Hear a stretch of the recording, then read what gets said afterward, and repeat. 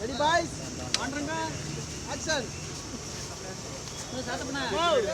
நீலாவதி ஆட்டுங்க நல்லா ஆட்டுங்க எல்லாரும் எல்லாம் விஷுவல் ஆட்டுங்க ஷேக் பண்ணுங்க எல்லாரும்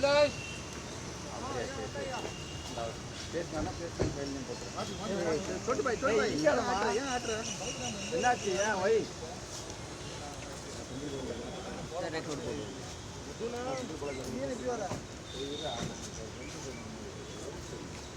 ரிஹர்சல் பண்ணுறது நான் பேசணும்னு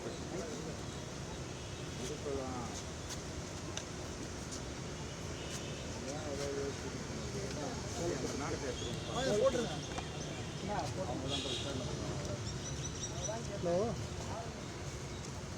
ஏன் ரெக்கார்ட் போட்டுங்க செந்தில் பாலாஜி வீடு கிளம்பு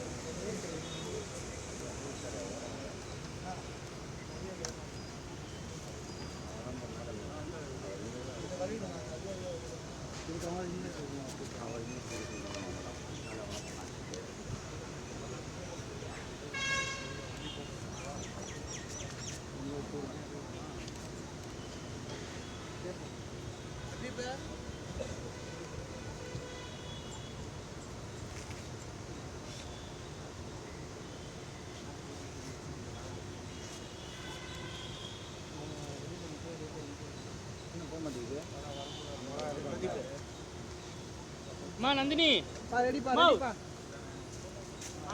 சீக்கிரம் வா அப்பா ஐயா புதிய தரமா மைக் எடுக்க ரிப்போர்ட் வரலையா அப்படிங்க சிவனா இருக்கு பாத்தியா சரி சரி ஆனந்த் சரி சரி இது அப்படியே இருக்குது என்ன வர மாட்டீங்கண்ணா நான் ஆஃப் பண்ணி வச்சிருக்கேன் கலெக்ட்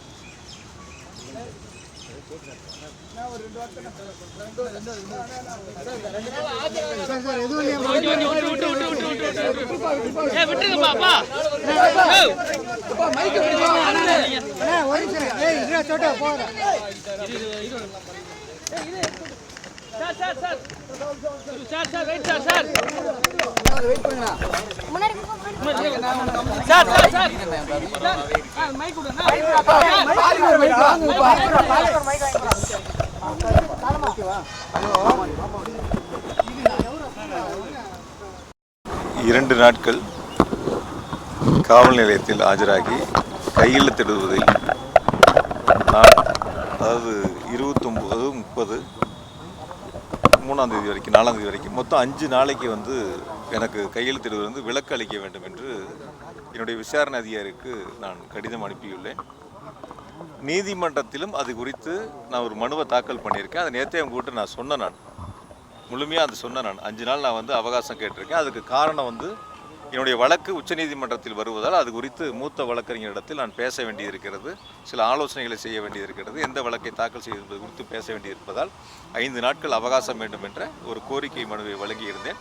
நீதிமன்றத்திலும் அது குறித்து ஒரு மனுவை தாக்கல் செய்திருந்தேன். 2 நாளில் அந்த பணி முடிஞ்சிருச்சு. அதனால் நான் நேற்றே கையெழுத்திடக்கூடிய பணிகளும் கேள்விக்கு பதிலளிக்கக்கூடிய பணிகளும் தொடங்கி இருக்கின்றேன். இதில் நான் கூட நேற்று பேசும்போது ஒரு பத்திரிகையாளர் கேட்டார், சட்டத்துறை அமைச்சர் ஏதோ ஒரு கூட்டத்தில் பேசும்போது ஒரு கருத்தை முன் வச்சாருன்னு சொல்லிட்டு. எங்கேயும் அதுபோல் செல்ல வேண்டிய அவசியம் எனக்கு இல்லை. நான் இங்கே தான் இருந்தேன், வழக்கறிஞரை சந்திச்சுக்கிட்டு தான் இருந்தேன். வழக்கு நீதிமன்றத்துலேயும் உயர்நீதிமன்றத்துலேயும் ஒரு மனுவை தாக்கல் செஞ்சோம், உச்சநீதிமன்றத்துலேயும் ஒரு மனுவை தாக்கல் செஞ்சோம். வழக்கறிஞர்கள் வாதிட்டாங்க.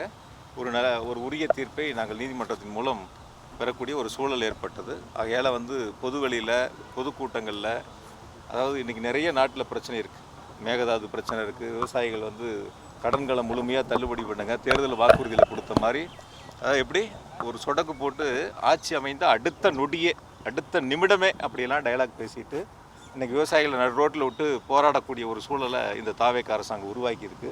இதிலெல்லாம் கவனம் செலுத்தாமல் வழக்கு போடுறது, கைது பண்ணுவது, வழக்கு தொடர்பில்லாதவர்களை இந்த வழக்கிலே சேர்ப்பது, இது போன்ற ஒரு செயல்களில் இந்த அரசு ஈடுபட்டு கொண்டிருக்கின்றன. ரொம்ப முழுமையாக நான் அதுக்குள்ளே போக விரும்பலை. ஏன்னா இப்போ விசாரணை நடந்துகிட்டு இருக்கு, நானும் விசாரணைக்கு ஆஜராகி பதில் சொல்லிட்டு இருக்கேன். இதெல்லாம் முழுமையாக முடியட்டும், நான் இன்னொரு நாளில் பொறுமையாக உங்களை சந்திக்கிறேன். ஏன்னா அடுத்தடுத்த வழக்குகள் உங்கள் மேலே தான் போடப்பட்டிருக்கு, அதுக்கு உங்களுக்கு காரணம் என்ன?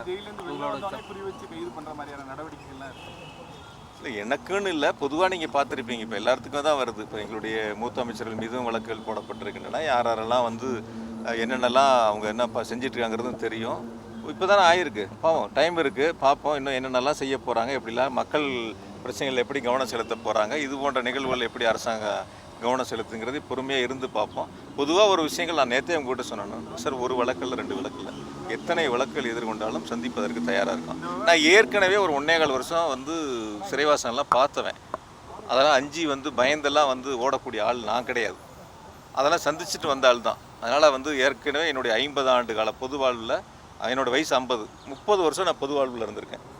20 வருஷத்தை கடந்து சட்டமன்ற உறுப்பினராக பணியாற்றிட்டு இருக்கேன். எனக்கு மக்கள் அந்த அங்கீகாரத்தை கொடுத்துருக்காங்க. என்னுடைய தலைவர், கழகத் தலைவர் மாண்பு தளபதி அவர்கள் எனக்கான ஒரு அங்கீகாரத்தை கொடுத்துருக்குறாங்க. மக்கள் பணியாற்றக்கூடிய வாய்ப்பை கொடுத்துருக்காங்க. அதனால் நான் எந்த வழக்கை கண்டு அஞ்ச போவதில்லை, அஞ்சுவதற்கான வாய்ப்புகளும் இல்லை. சட்டப்படி எதிர்கொள்வோம். போதும். காவிரி வழக்கை பற்றி கேட்டதுக்கு அதுக்கு பதில் சொல்லாம டி.கே. சிவகுமார் வந்து ஒரு பதில் கருத்து சொன்னாங்க. ஆனா இந்த வழக்கோட டி.கே. சிவகுமாரை தொடர்படுத்தி நிர்மல்குமார் ஒரு பேட்டி அளிக்கிறார். இந்த மாதிரி சம்பந்தமே இல்லாம கர்நாடக முதலமைச்சரை பற்றிலாம் இப்படி சேர்த்து வச்சு இந்த வழக்கில் தொடர்புபடுத்தி பேசுறதை எப்படி பாக்குறீங்க? எங்களுடைய முன்னாள் அமைச்சர் நான் சிவசங்கர் அவர்கள் நேற்று ஒரு பேட்டி கொடுத்தாரு, 2 நாளைக்கு முன்னாடி பார்த்துருப்பீங்க. அதாவது அவர்கிட்ட நீங்கள் சட்டத்துறை அமைச்சிட்டு ஒரு கேள்வி கேட்டிங்கன்னா அந்த கேள்விக்கான பதில் இருக்காது அவர்கிட்ட. அவர் வேறு எதையோ ஒன்றை பற்றி பேசுவார். நீங்கள் கேட்ட கேள்விக்கான பதில், முழு பதிலும் அவர்கிட்ட வராது, அதுக்கான பதிலும் இருக்காது. அதுதான் அவருடைய வாடிக்கையான ஒன்றா இருக்குது. இப்போ மின்கட்டணம் வந்து உங்களுக்கெல்லாம் தெரியும், எவ்வளவு வீடுகளில் பாதிப்புகள் ஏற்பட்டிருக்கு, எவ்வளவு அந்த கட்டணங்கள் உயர்த்தப்பட்டிருக்கிறது. ரொம்ப ஈஸியாக அதை கடந்து போகிறார். அதுக்கான பதிலை சொல்லாமல் அதை கடந்து போகிறாரு. அப்புறம் அவரே சொல்லார், நாங்களாக போய் ஏதோ வந்து இதெல்லாம் சரி பார்க்கறதுக்காக போய் பார்த்தோம் அப்படிங்கிற. அப்படி சரிபார்க்கப்பட்ட இடங்களில் வந்து கட்டணம் உயராது.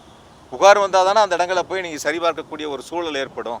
அதில் என்ன இருக்கிறதோ பிரச்சனைகள், அதை சரி செய்வதற்கான முயற்சிகள் எடுக்காமல், கேட்கக்கூடிய கேள்விகளுக்கு உரிய விளக்கத்தை கொடுக்காம சட்டத்துறை அமைச்சர் திசை திருப்புகின்ற செயலில் தான் தொடர்ந்து ஈடுபடுறார்.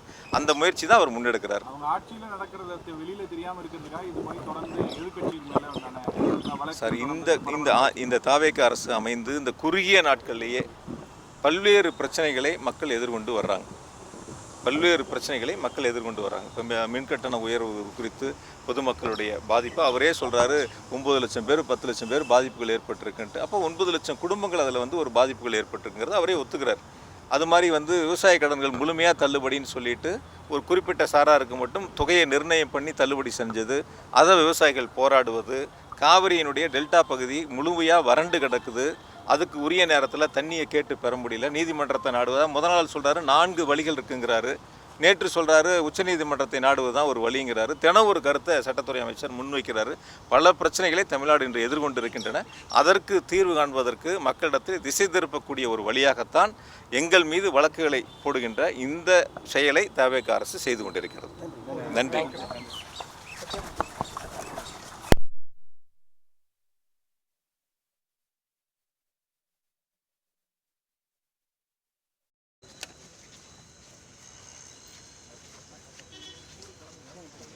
அப்படி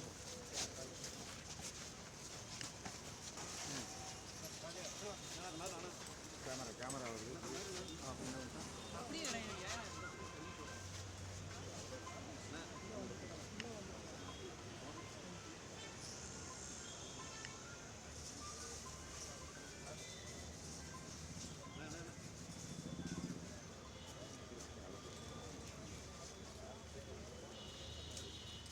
அண்ணா மறைக்காதீங்க அண்ணா, மறைக்காதீங்க. இவ்வளோ நேரம் ஃபைட்டெல்லாம் கொடுத்தாருல்ல.